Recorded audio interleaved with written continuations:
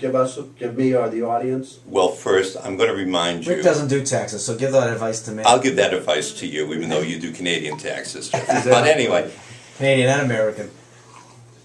a lot of people file for extensions first. And you can file for an extension, that's fine. But an extension does not extend the time to pay your taxes. It just extends the filing deadline. People just don't understand that. Okay, so if you don't have time to file, fine. But you're going to have to determine what your tax liability is. You should pay in what you owe. And if you don't pay in what you owe, you will be penalized. So don't underpay. Don't underpay. Right. Okay. 2, you may want to consider, there aren't a lot of things you can do after year end because we're all on the cash basis. However, you may want to consider, for instance, if you are not in a qualified plan, doing a tax deductible IRA.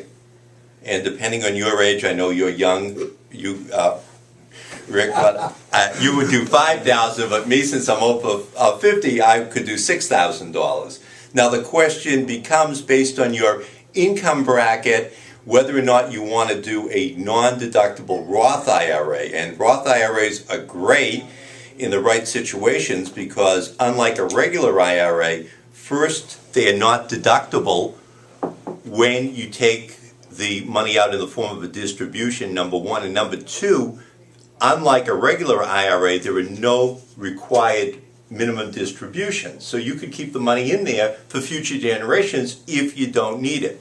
The key to determining whether or not you should do a deductible or non-deductible IRA is, what bracket do you think you'll be in when you retire? Do you think it'll be higher or lower than what you're in today? Does that affect the Roth, higher or lower? Sure it does, because with a regular IRA, Jeff, you get a deduction currently, but it's going to be income on the other side. So, for instance, if you're in a lower tax bracket now and you expect to be in a higher tax bracket down the road, you're going to pay that back as income at a higher rate. And I'm going to just use the words of Rick. I got to think the taxes are going to go up rather than go down. So I got to think you'll be in a higher bracket. Right. But if you're retiring and you're going to be on lower income, then it might make sense to do the Roth. No, if you're in a higher The other way bracket around? now, you go the other way. The other way around. You The take other a way. deduction up front and then you pay the tax at a lower You're bracket. going into the regular IRA. I'm going to go into the Roth. Right? All right. Now, when do you pull the trigger on You got to this? pull the trigger on or before the tax filing deadline with no extensions. So it's Which is the the 19th. It's still the 19th. I know, Rick, you want to push it forward, but it is the 19th. Now,